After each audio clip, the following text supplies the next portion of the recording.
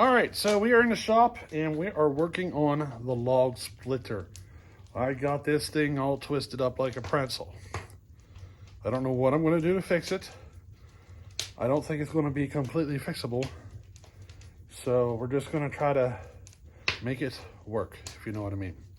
Let me show you. So basically our little homemade wedge here, we built it into a 4-way. And you can see we got a little bit of a twist here. The worst of it is down here right under the wedge, but it is twisted probably up to about here on the beam is where it really starts. So I haven't figured out what I'm going to do. You know what I mean? I thought about hooking the tractor up to it and straightening it, but heck, I blew the hydraulic line on the tractor, so it ain't moving right now. And I definitely need to do something with that splitting wedge. So I think what we're going to do is we're just going to start tearing into it and just see where we end up. It doesn't need to be perfectly straight up and down, but part of me is thinking I should just cut the wedge off and re-weld it on straight and just ignore the fact that the beam has a twist to it. That way at least my wedge is straight. You know what I mean? I'm kind of leaning towards that direction, but we'll see where we go here.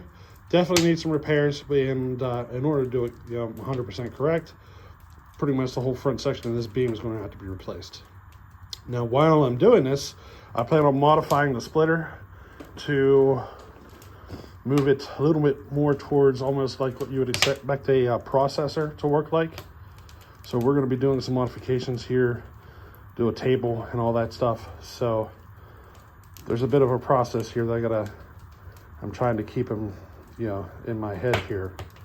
And I feel like, I don't know, I'm probably just going to cut the wedge off and just put it back on and, weld it straight up and down and just ignore the twist in the beam. That's kind of where I'm leaning. You know what I mean? It's a pretty nasty twist, but I can work at stiffening up the beam to help prevent that in the future too. It's just once it started to get like this, it just got worse really fast. Once that bend started, it just really took off. And yeah, let's see what we can do. Now this twist was on the beam before I did that 4-way chop job on it. So it was there before that. It's just the 4-way made it, amplified it and made it get way worse, way faster. All right, so let's see what we end up with here. We're going to be modifying his. I'm going to get the cutter out and see about cutting that wedge off, I think.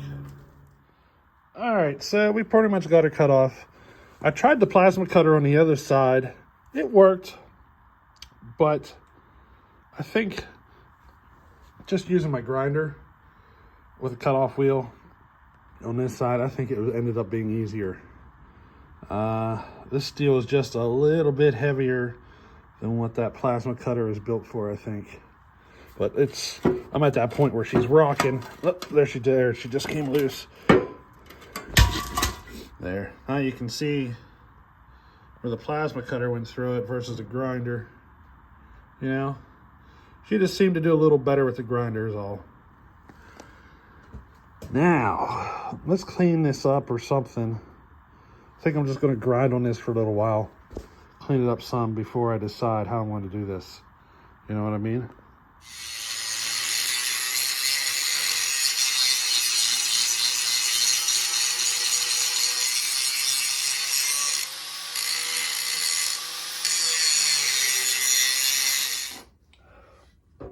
I think I'm going to move it forward just a couple inches, like 2 inches.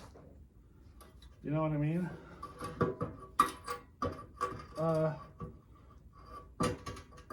I guess I could put it here, right back where it was. Actually, why don't we just do that? I think what we are going to do is just put it right where it was and just basically pull it straight and re-weld it in place. On the other side, I'm going to have to, there's every bit of a 2-inch gap because of how much it was bent over. And then after I'm done, I think I'll box the end here of the beam just to help stiffen it up a little. Make sense to you? I think that's all I'm going to do. Then she'll be straight and ready to bend on the next piece of wood. So yeah, let's just fire the welder up. Get this guy kind of tacked in place. If I get it set just right about there. That's right where it was sitting. So, right there. I'll see if the screwdriver is big enough. Yeah, a little too far.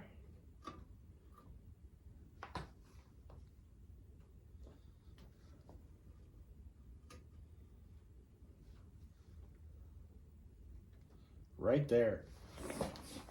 I like that. I think I'm just going to weld it right there. You know what I mean? I got all that, I was grinding it to get all that slag out. And I'm just going to put a really huge freaking weld on it. And then the other side, I'm going to have a monster gap, 2 inches. So I'm going to have to cut a piece of metal to fill that gap. But what do you think? I think it'll work. And then just put like a flat piece of steel here. And hopefully that helps keep the beam from wanting to twist, you know? Probably ain't gonna be perfect, but this right here is where the biggest bend is. It kind of buckled. So that's definitely the weak point. And I think by putting a flat piece there, it should help. I got a piece of I-beam. I wonder if that piece of I-beam will do it. I got this piece of I-beam I could put there and then weld it all on, cut it off, kind of like in a triangle shape. What do you think? I think that'll do it. I should stiffen her up pretty good. This is where it was hooking up to the tractor, and we're going to lose all that. So I think that might be what we do. Weld that on there, come in there with a plasma cutter, and just slice her down through. Yeah, I think that's going to be my plan. Let me get the welder. We're going to run the old Lincoln. We're going to run the old Lincoln stick welder. All right, I think we're ready to go here. Where's my stinger? There it is.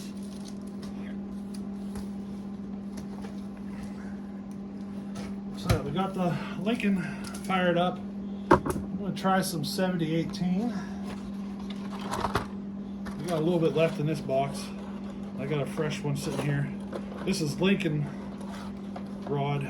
I got a box of, or a 5-pound box of 40 sitting here too. So we will probably burn through all of this pretty fast.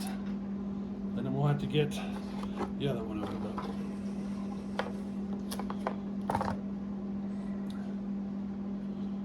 Oh, my welding helmet. I need to turn this darkness up some. I'm going to max her out. And make sure we're on. This is an auto darkening welding helmet. I've used both, and I don't know, like the auto darkening seems to suck a lot worse. Like I won't even think about taking it outside. Just the sunlight kind of interferes, you know what I mean? Let's go ahead and start tacking those.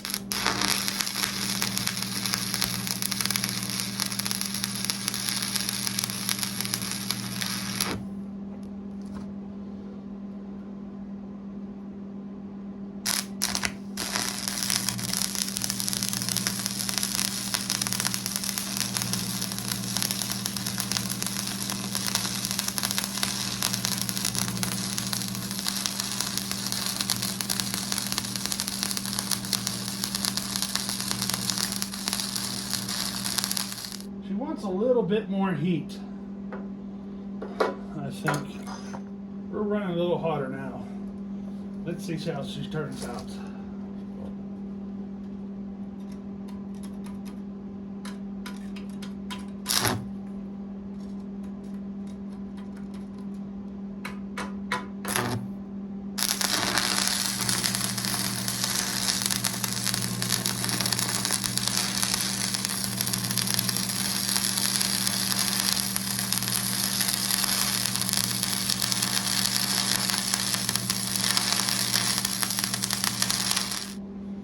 Yeah, it's a lot happier now.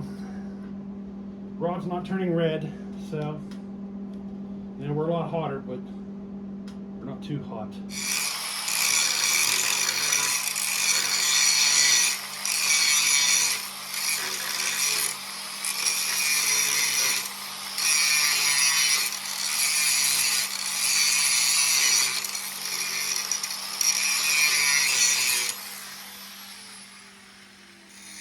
Alright, let's cook now.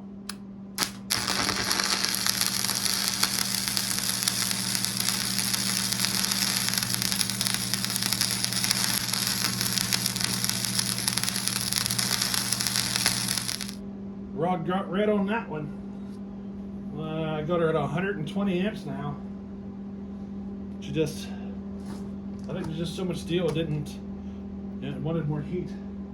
Problem is the rod's a little small for 120. That's alright.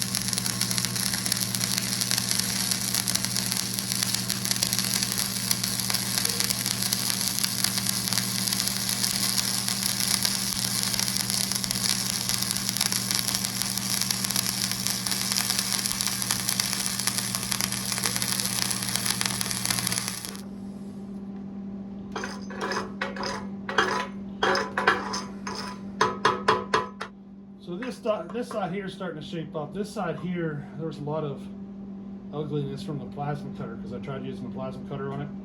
That currently, it's just burning. It's just blowing all the metal out. So I'm just going to keep going and basically building a big old thick weld until we get her.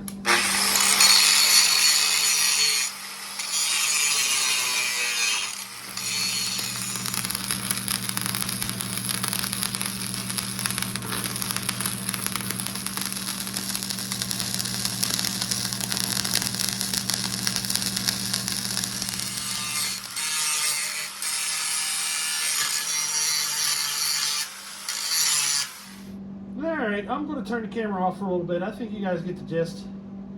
I'll bring you back here in a little bit once I get this all welded up. I'm going to be doing this for a little while. Well, there she is. Welded back on there. I ended up not using the I-beam. I found a railroad plate for the railroad track. That's where the railroad track runs. I found one of those and I welded on the end there. That should stiffen her up a bit. Definitely looks a lot better than it did. You know what I mean? I think that'll work. That'll get us splitting again. Now, I think here either tomorrow or this evening or something, I'm going to start working on some other modifications. I want to put a table on it and this other thing, kind of like a rail to, well, I'll just have to show you. So stick around. We're gonna do some more work to this guy. Check out these ugly welds. I really had to lay it on there thick, didn't I? It's funny. Right there, that's the only weld that actually looks half decent. All right, we're on the next day now. And this is an old truck fender. See the mud flap? Napa. I'm going to take this and try to turn it into a table for the splitter. My plan is to just cut a notch out. In fact, maybe I should do it the other way. See this lip? I think we're going to try to retain some of that. So this side here will be the side facing me. But I'll just cut a notch out, slide it up in there about 3/4 of the way up the wedge, and then figure out a way to get her braced. I don't want it all the way up or all the way to the bottom of the beam here. I want it to be about halfway to leave a little bit of room, a little bit of play, so that the wood splits, it can fall away. You know what I mean? If it's too close, the wood might get pushed down into the fender and push it off. So that's what I'm getting ready to do here. We're gonna fire up the plasma cutter, figure out center. We're gonna figure out center here, fire up the plasma cutter, and cut a notch out big enough to kind of just slide her up in. Alrighty. All right, I got her scribed out. Let's make her cut. Let's fire up the plasma cutter.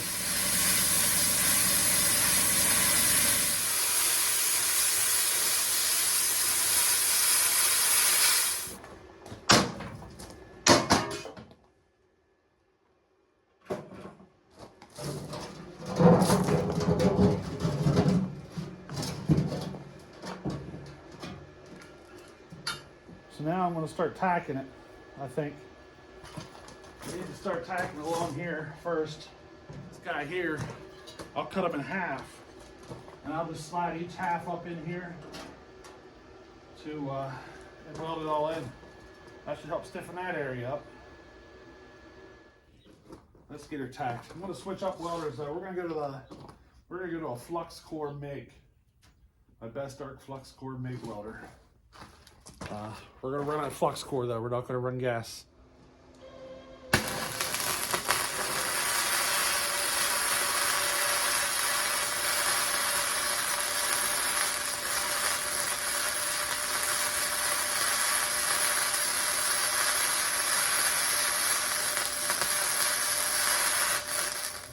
Alright, now she's fastened. She's just going to keep getting stiffer and stiffer as I get more welded on, you know what I mean? I need to get this guy cut in half now. So I can weld that stuff in. Once I get that welded on, this thing will probably stiffen up enough. So let's cut this guy in half. Let's cut the ends off. That way we're not dealing with the extra weight. So let's go back over to the plasma cutter.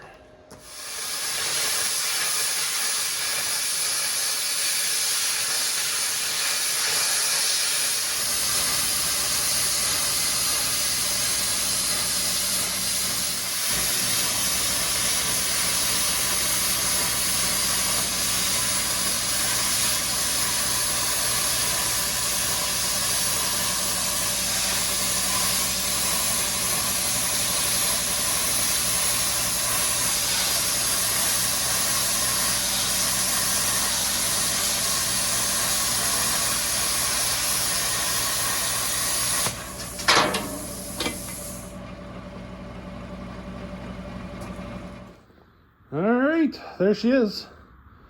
I cut the corners off up there just to, you know, just in case I'm walking around it, I don't want to snag it, you know. And she's pretty sturdy.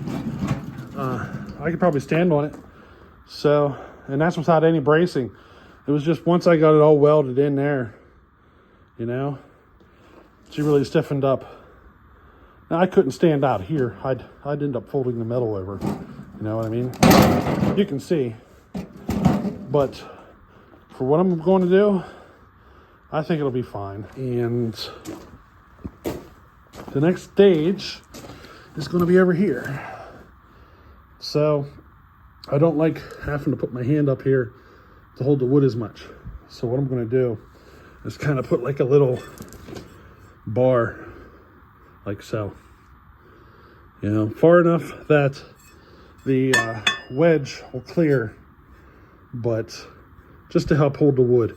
It's not going to be real big. It's only going to run probably, you know, maybe a foot at most. Then it's just going to go from there up and a straight part or whatever. I'm going to basically run this up like this and run it across like so. You know what I mean? That's pretty much it. And I'm only going to do that on one side. Because, well, that's the side I stand and work at. So I'm hoping that just the one side will be enough. We'll see. We'll see how she works out. Well, there she is. I'm going to call her done. I think what we'll do is we'll try it out like this and see if we need to make any changes. You know what I mean? This thing has been broken and welded so many times. You know what I mean? I mean, this started life back in the 70s. So, yeah, It's been modified more than once. You know what I mean? In fact, it wasn't originally even a log splitter. Some of you guys know the story. So let me explain it to you. So yeah, the splitter here, this didn't originally used to be a splitter.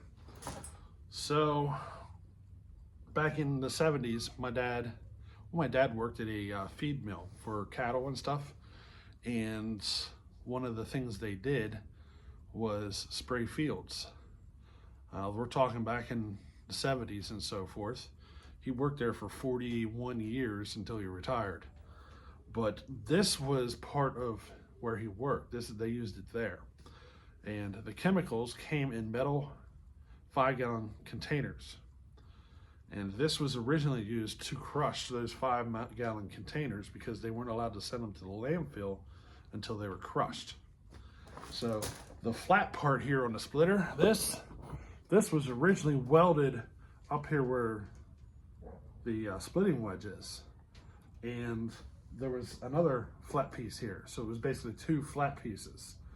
So whenever I got it, or my dad brought it home or whatever, everything up here was missing. The hydraulic cylinder, all that stuff was missing. And I ended up scavenging all of these parts to put this together. So that's kind of where we're at. I took this guy here, cut it off where it was, welded it onto the cylinder. That splitter thingamajiggy, that was just a piece that was like laying, or my dad gathered it up at some point to make this into a splitter, and he never finished the project. But that's kind of how this thing has progressed. I mean, my dad was looking at this thing back in the 70s. It was originally ran off of the hydraulics off of a tractor, and I got it set up now with a Harbor Freight engine. You know what I mean? But yeah, now she's a log splitter. And I can tell you, I can see a difference. Like, you would not think that this I-beam would bend the way that it did. And you can kind of see why a lot of your like Tractor Supply log splitters and stuff, you don't really do the 4-way option because, I mean, it's pretty obvious the beam isn't strong enough. At least for the hydraulic power that I put onto it. This thing is, we did a mass at like 48 ton or something like that. And it is really slow because of that, but it is super powerful, and it just twists this beam around like a pretzel. And I think that's why you see a lot of splitters done it like in the 20s or 30 or 35 ton, because the beam can't handle it. The beam itself would get extremely expensive trying to build it to actually handle, you know, a 50-ton load. And I think that's why a lot of those splitters are done like that in order to keep the cost down. I decided to give it a try and try it as a 4-way, and I mean, my 4-way is still operational. Did you see how I had the slots cut into the wedge? I just got a cross plate that I can slide in there, and I got it set at 2 heights so that I can move it to one or the other. I'll probably do a lot more without the 4-way, just because it's pretty obvious that it can't handle the real big stuff on a 4-way. But as far as like a 10 or 12 inch log, I can run that 4-way on here and just slam them out. You know, it's just the really big stuff. This last time around, I pretty much split everything with the 4-way. Very rarely did I pull it out, only if I was plowing through a really, really big knot. The small knots, I left it in there and just plowed through them. But I think that's part of where my mistake was. So just gonna have to be a little more cautious about how much of the 4-way I use. And even on the single, it is a little slower, but I'll be honest, it's not unless you're running everything at like 10 or 12 inches that the 4-way really gets fast. You know, once you get bigger, you end up having to resplit anyway. And I feel like the single, you end up with a whole lot less waste in the end with the single than what you would with a 4-way. So I guess there's kind of a trade-off there, you know what I mean? But yeah, I think this is going to be it. We'll catch you on the next one. Later.